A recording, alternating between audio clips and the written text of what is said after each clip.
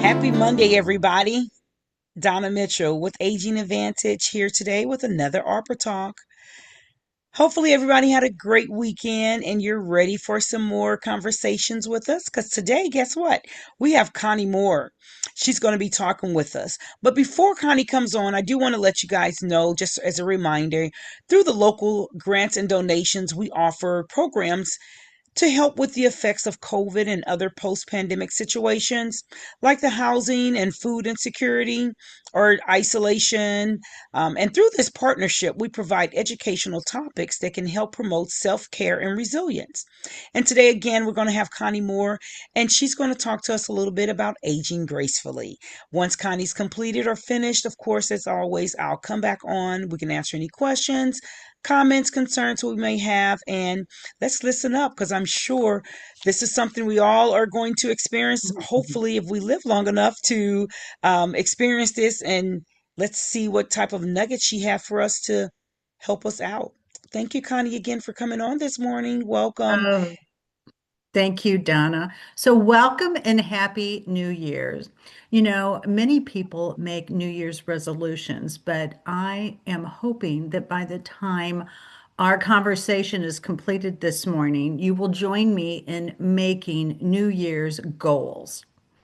Today's topic is aging gracefully. And I once read a quote. Aging is an extraordinary process where you become the person you always should have been. And the objective today is to define aging gracefully, not as avoiding aging, but as living each stage of life with vitality, purpose, and joy. So, for those of you taking notes, our agenda will cover four key pillars or structures that will help us age gracefully. Number one, movement as medicine. Number two, nourishment and brain health. Number three, sleep and stress management. And number four, connection and purpose. So, the very first pillar, movement is medicine. And I will be utilizing some notes today because I have so much information to share. I want to make sure that I do you justice.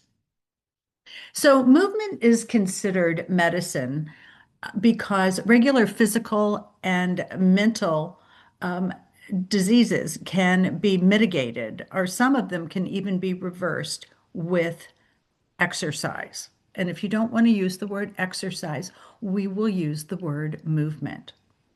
And so exercise can be just as effective and sometimes more effective than medication in certain circumstances.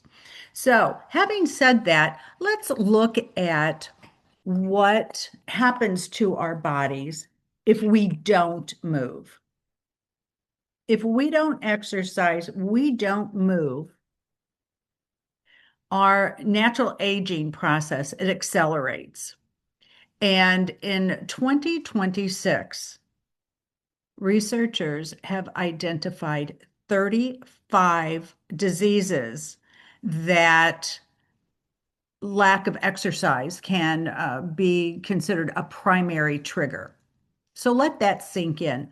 35 diseases can possibly be eliminated or abbreviated, maybe, by exercise, by simple movement. So, what are some of those issues that come up when you don't exercise? Accelerated bone loss, weaker bones, slower metabolism, which of course leads to increased weight. You have additional fat, especially around your midsection, your organs. And with increased fat, you have oftentimes cardiovascular disease. You can also have chronic diseases, heart disease, diabetes, osteoporosis, various cancers.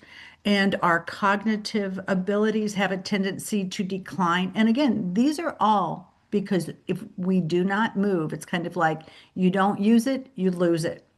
Depression and falls, balance is a real big issue to consider. Poor posture and reduction of energy. Have you ever felt like, oh my gosh, I just have no energy. I don't want to do that. Well, it could be maybe because you're not moving, you're not exercising. So, if all of those things can happen when you are not exercising, let's talk about what does happen to you when you do use movement as medication. Number one, you have stronger muscles and bones. As a natural part of aging, our muscles weaken and it is harder to maintain them. And your bone density, your mass muscle, everything decreases. So strength training is very important to help alleviate that. Number two, heart and disease prevention.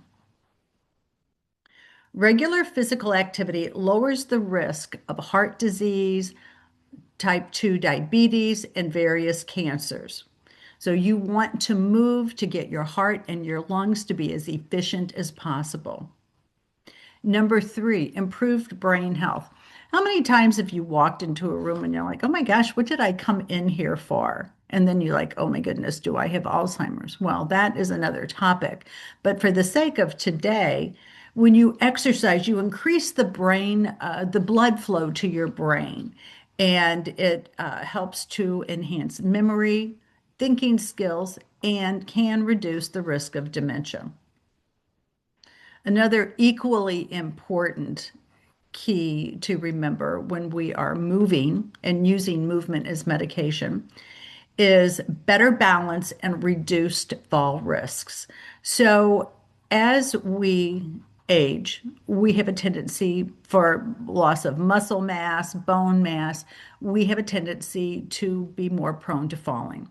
I cannot tell you how many clients I have either had myself or I have encountered that have been completely independent. They have fallen, and 2 months later, they passed away because falls can be so critical and so devastating. Number five, maintained independence. I've always been a proponent of being as independent as independent as possible for as long as possible. Exercise, movement is medicine will help you do that. And of course, enhanced mood and mental well-being. How many times have we heard, oh, if you exercise, you're going to feel better because we have these little endorphins that are released and we start to feel better. It can help to alleviate anxiety and depression. So the key takeaway in the number one pillar of using movement as medicine is simply move. It doesn't matter how old you are. It is never too late to start, and start where you are. Just choose something small. You might say to yourself, I'm going to walk around the perimeter of my backyard today. Or I am just going to lie on the floor and stretch. Regardless, whatever you do, do something. Now, let's move on to pillar number two. Pillar number two, nourishment and brain health. So there's food for the body and food for the brain. As we age, our bodies have a tendency to not absorb vitamins and minerals as they used to when we were younger. And so there are a couple of areas of focus that will help us to get as many nutrients as our body needs. Key nutritional focus. One is protein. And I know that recently the government just revamped our food pyramid, and I don't have that in front of me, but these I'm sure are all on that pyramid. One, protein. Protein is very important to build muscle mass. And again, earlier I said, as we age, we lose muscle mass. So this is going to help us in that fight of having proper muscles, healthy muscles. And so you could look at meats, fish, beans, things of that nature. The other key nutritional focus is calcium and vitamin D. Why? Our bones. We need strong, healthy bones. And so you might look at dairy, dark leafy greens, fatty fish. Those are all good sources of calcium and vitamin D. The other is vitamin B12. I don't know about you, but if I ever take vitamin B12, I suddenly feel like I have a burst of energy. But that's just me. B12, again, as we age, absorption in our body of anything that we ingest decreases. And B12 will help us to maintain or to help us to absorb various foods. Fiber. Fiber, of course, supports gut health. And so you might look at whole grains, fruits, vegetables. And last but not least, potassium and magnesium are very important minerals to include in your diet. And I am not a doctor. So what I suggest to you is contacting your doctor, contacting a registered dietitian, and consulting to come up with a plan that is good for you. What is it that your body needs at this time to help you be strong and healthy? And some dietary strategies to include in your daily life. One is look at nutrient density. Okay. When you are having a meal, go for the healthy stuff, the dark green leafy vegetables, spinach, maybe a spinach salad with grilled chicken over a bag of chocolate chip cookies that might taste wonderful, but they are all empty calories. All of the calories in those chocolate chips, all of them, none of them will help you be healthy. They'll taste good, but they will not help you be healthy. The other dietary strategy is to eat whole foods, fruits, vegetables, whole grains, fats. There are healthy fats, avocados, nuts, olive oil. Also, limit processed foods. If you go to the store and you pick up a can or you pick up a box and you read the label and you can't even pronounce half of the ingredients, I can bet you my bottom dollar that is not a healthy choice. Hydration. I don't think I can speak enough about hydration. We all need water. Have you ever had a day where you're just like really sluggish and you're like, oh my goodness, I am so tired? And then you take a big drink of water, maybe a bottle of water, and you have a noticeable improvement. It's like, oh my goodness, I feel better. I feel like I'm awake. I feel like I can think clear. It's because you need to be hydrated. And we our awareness for thirst decreases as we age. So you have to consciously tell yourself, oh, I'm going to drink water. I'm going to drink water. I always have this vision, and this is just my vision, but when I drink water, it's like all these little cells that are kind of tired, they just fill up and they pop up and it gives me energy. And then last but not least of a dietary strategy that we'll discuss today, meal structure. Yeah, I think in this country, we are used to three large meals a day, breakfast, lunch, and dinner. Well, let's flip that around. And an idea is to have smaller, more frequent meals throughout the day. You get your nutrients, easier to digest, sustain your energy. For cognitive learning and engagement, Um, because again, we need to nourish our brain just as we nourish our body. So try something new. Learn a new skill. If you've wanted to learn to knit or crochet or woodwork or take a class in learning French, do it. Learn something new. Challenge yourself physically and mentally. I recently read a quote that has really changed the way that I think, and I'll share it with you. And it is simply day one or one day. Are you going to do what you want to do? Oh, one day I'll do it. Or today is going to be day one. Play brain games, puzzles, chess, checkers, strategic games that get your mind thinking forward, and you have to use those brain cells. Read and write. Read a lot of varied articles, and you can have discussions on those. Some might be very deep and intense, some might be silly, but it gives you an opportunity to think, to expand your brain, and to have conversations regarding those articles that you read down the road. And also, last but not least, for this section, engage with technology. There are so many wonderful opportunities on the internet. You can take online classes, you can take virtual tours. However, it is very important to balance the online technology opportunities with in-person activities. Now we're moving on to pillar number 3. Pillar number 3 is sleep and stress management.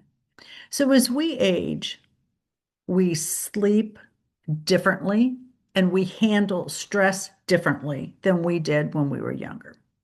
We don't sleep as sound.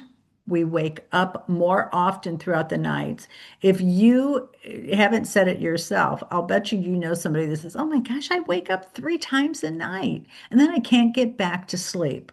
So it's because it's a normal part of aging. So, what are we going to do to help combat that, to help us age gracefully? Because sleep and stress management are very important. And we don't, as far as stress, we don't handle stress as well when we age as we did when we were younger. And part of that is maybe because we're not getting enough sleep. So it's intertwined. So, some ideas to keep in mind to get a good night's sleep and reduce your stress. One is develop a consistent schedule. Go to bed each night at the same time. Get up in the morning at the same time. And do this even on the weekends. Get your body into a rhythm. Provide a relaxing routine. Maybe a cup of herbal tea. Maybe a warm bubble bath. Maybe a book that you really enjoy that calms you and soothes you. One thing to avoid, of course, your telephone, your computer, TV, things of that nature, at least an hour before you go to bed. Be kind to yourself. Give yourself that opportunity to wind down to prepare for a good night's sleep. Optimize your environment. So in your bedroom, your your bedroom should be the environment for sleep and intimacy, not for working. So have a dark bedroom, a cool bedroom, a quiet, comfortable bedroom. And then also watch your intake of caffeine. So chocolate, coffee, tea, alcohol, all of those go to disrupting our sleep. So avoid those at least several hours ahead of time. Exercise wisely. We've talked about the importance of exercising, and what is recommended is to not exercise vigorously for at least 3 hours before you go to bed. Now, I said vigorously because what you can do is just do a gentle yoga stretch or something very soothing and nurturing to your body, but nothing that is going to get it up and get it going and get it excited. And for those of you who like to nap, and I am one of them, nap wisely. Maybe a 20-minute power nap one time a day and earlier in the afternoon, not later. I have a friend that if she gets really tired, she'll take a 20-minute power nap and she is ready to conquer the world for the rest of the day. So that was sleep management. Let's touch base on stress management. What can we do to help us have less stress as we prepare for bed? Mind body practice is highly recommended. That could be deep breathing, it could be yoga, gentle stretching. All of those have a tendency to calm the nervous system. So find out what works for you. Another point stay connected. Stay connected with your friends and family, community activities. Engage in hobbies. Maybe you want to garden and you haven't gardened in a while. You like to listen to music. Engage in hobbies. Have a healthy lifestyle. We've talked about diet, we've talked about exercise. So it's that overall healthy diet, healthy lifestyle. And then if none of these seem to be working for you, contact someone. There is a lot of support out there. People will talk to you, provide you with resources that can help you get where you want to be and where you need to be. And so why is this important? Why is it different as we age? Well, it's different because we are different. Years ago, I taught a class at a university, and I remember telling this group that aging is elusive. It's not something we can reach out and touch. We learn about aging from our environment, from our parents, our grandparents, our neighbors, our aunts, uncles, cousins, whomever. And so as we age, we do have physical changes.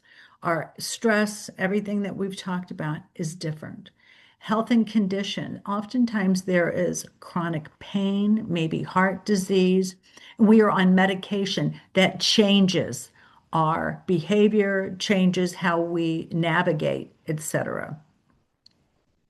Psychosocial factors, there is a lot of grief and isolation as we go into our aging years. And so that is one of the reasons why it's very important to stay connected.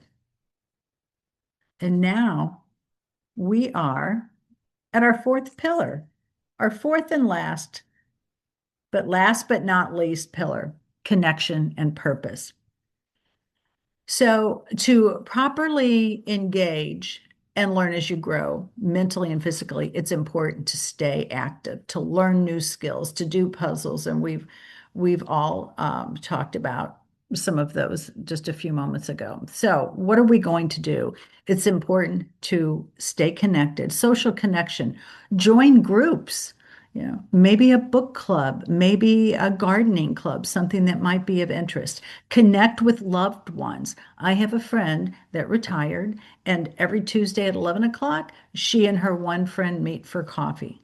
So stay connected. Volunteer. Maybe experience intergenerational learning. Maybe you go to a preschool or an elementary school where you can learn and you can teach. Practice mindfulness and eat well. And as far as the pillar of mindset, which is also under connection and purpose, embrace neuroplasticity. That's a big word. You don't often say it. Neuroplasticity is the ability of the brain to learn new things. I think as we age, we have a tendency to think, oh, I'm such and such age. I can't do that. I can't learn that. That is not true. And so allow yourself the ability to learn something new, to experience something new. Rotate activities. They say the variety is the spice of life. So don't just find one activity that you like and that you do every single day. Find several and rotate them, mix them up. Use your senses to experience everything around you. What do you see? What do you hear? What do you feel? What do you think? And last but not least, seek support. Like I had mentioned earlier, if none of these are working for you, talk to somebody, get some help. There's a lot of good help out there. So, in conclusion, we have discussed the four pillars of aging gracefully.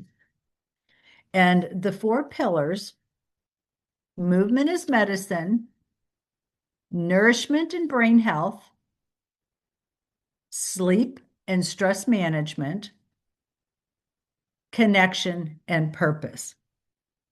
So, in closing, I am going to give you some homework.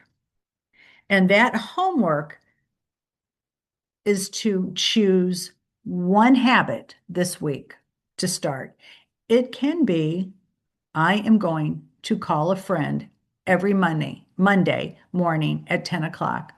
I am going to walk the perimeter of my backyard. I am going to take my dog for a walk at 10 o'clock every day. So find something that is good for you and start doing it. So just to remember, this is a time as we age gracefully for growth and enjoyment. And of course, hopefully now it will be a time for you to set some goals. Thank you. And thank you. That was really nice. Thank you for the homework assignment. And I'm glad today is a Monday because guess what? Usually on Mondays, that's when I start. Anything that I start, I always say I'm going to do it on Monday. Well, here you go. For the beginning of the week, I always, whatever it is. So, yes, great. Thank you so much because that's going to help push me now to do and what just to go ahead and share since we're talking about it. Mhm, I mhm, had already been saying that I need to eat more vegetables, right? So I'm mhm, like, you know, I'm trying to incorporate, if I can, in every meal at least. Well, I'm only now down to maybe 1 to 2 meals a day, but mhm, at least one of those I need to, make sure I have veggies on it, and not only just having veggies, but making sure it's quite a bit. If it's not half my plate, three-fourths mhm, of my plate, something that I'm mhm, really getting a lot of veggies in. If I'm only doing going to do with that one meal, but if I'm going to do the 2 meals, then as long as I'm eating some veggies in each meal, then mhm. I'm feel like I've accomplished what I've set out to accomplish. So thank you so much for that.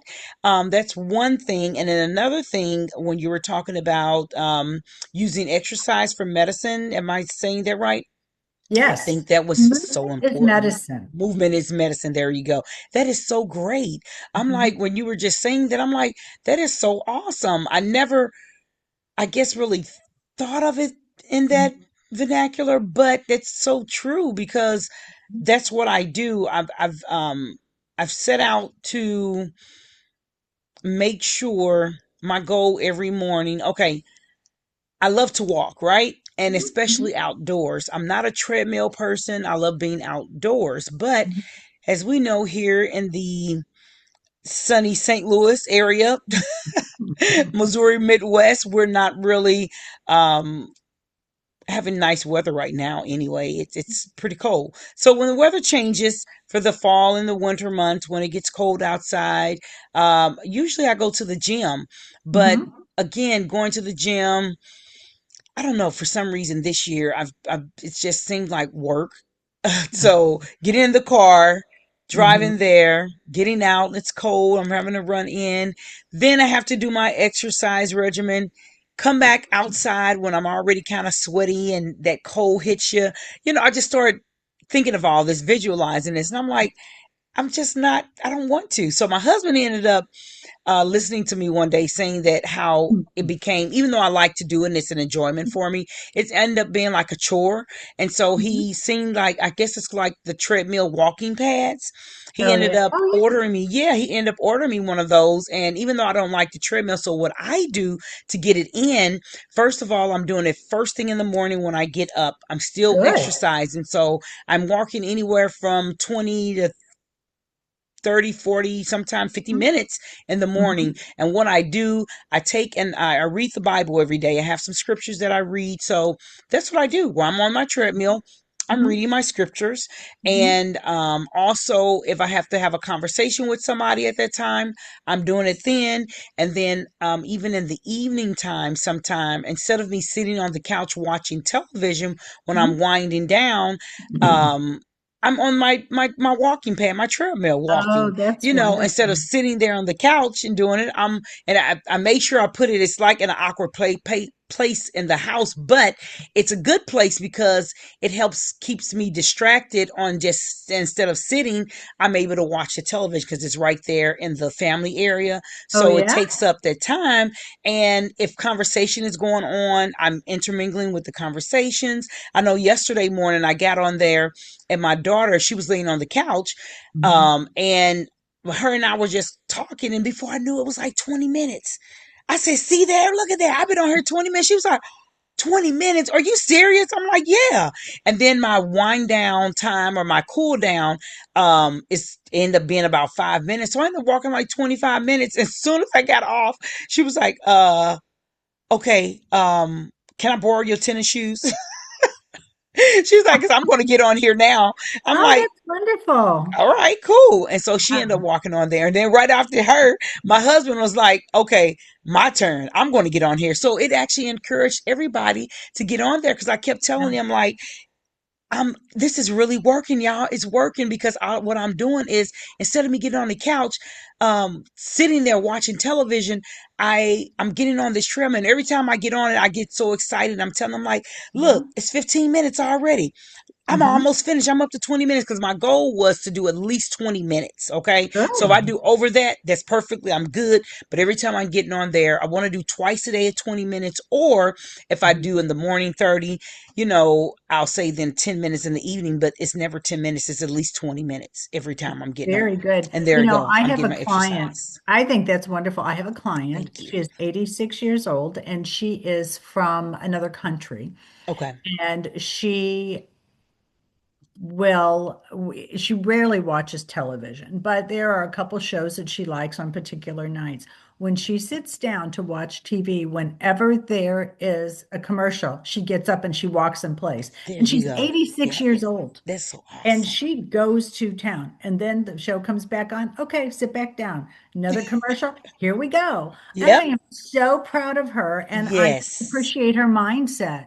Yes, that is so awesome, isn't it? Because you just don't realize, and if you time a commercial, sometimes those commercials can be about 5 minutes. Yeah, they're So if getting you do longer. that, see, for real, and so by the time you're watching a show anywhere from 30 minutes to 45 minutes, you've gotten in 15, 20 minutes of exercise or movement, and you didn't even really plan to do it. And all you're doing is just moving. That's a great idea. I think I'm going to share that with my family too, because my Mhm. husband, especially, he's the one that every time it seems like a commercial comes on, he goes to the kitchen and he's grabbing a Oh, snack. And oh. and I'm telling him, like, every time it's a commercial don't mean that you have to go eat something. You should be doing something else. And so I'm going to tell him, share with him that Mhm. information that you just told me, and see what that does, because it's just like the little small things we can just tweak and just do that help us. And before you know it, you've gotten accomplished a great goal. And you, with little effort, it's just Mhm. incorporating it. And that's why I always tell them, like, you don't have to change anything that you're doing. Primarily, if you like watching your television, because I'm not a big TV person, Yeah. so I do it when everybody else is around, because what's going to happen, I may be distracted in with my conversations, but it just gives me something to do instead of me saying, trying to carve out this time for the Mhm. treadmill to do exercise. I just incorporate it into what I'm already doing. Like I say, I'm already reading. If I'm going to Mhm. read anyway, I'll just use my phone and I'm walking while I'm reading. So guess Mhm. what? I'm getting my exercise. If I'm going to watch a TV program, okay, walk while I'm watching that TV program. If I'm going to have some conversation, just incorporate it into what you're already doing. That way it's not becoming a chore for you, because if we look at it as a chore, then we're either not going to do it, it's not going to be fulfilled to where the goal that we're really trying to reach, or it's just like, who wants to do a chore, Right. unless it's a And fun chore. the interesting thing is you take one small activity and you keep doing it, and then you're going to add to it, just like what There you've you said with your go. family. You've got the whole family involved now. And Yep. so those little bits Yeah. become big Big pieces. things. Yep. There But you you have go. to start somewhere, You got to and you're start never somewhere. too old, and Yep. it's never too small. There you go. Absolutely. Because you look at your 86-year-old. She's not too Yeah. old. And that's probably why she's still active and living and vibrant, because she's moving. Mhm. Moving is so key to our life. And one other thing I'm going to share about what you were talking about, as I use the exercise and the walking Mhm. as a mental thing for myself. Mhm. It helps me. I believe, to help me to stay peaceful, help me to stay with a good, vibrant attitude, because I like people and I like to be happy. I don't like to be down and blue and gloomy. I like to bring smiles on other people's faces. I like to be joyful and joyous. So I think that's very important as well, keeping exercise, because it does. I truly believe it helps keep down stress in your life. Oh, stress, anxiety, and depression. Yes. I And believe that. yeah, it's amazing what sunshine and fresh air and I a know. pair of sneakers on your feet will do. And off you go. Yes, that's awesome. Again, Miss Connie, excuse me. I don't know what's going on real quick, but you can.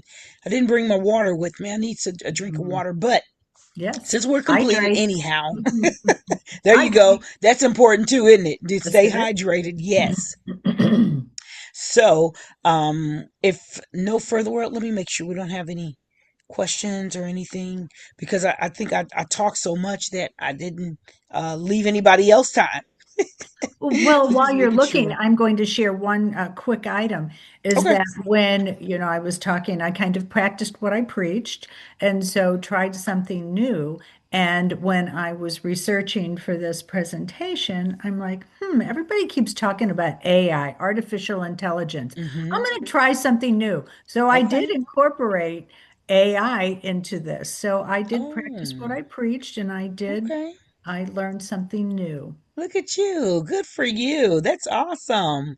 That is so good. Well, thank you so much for having me today. It's been my Yes. pleasure. And ours as well. Thank you very much for that great information. It was really good, very pleasant.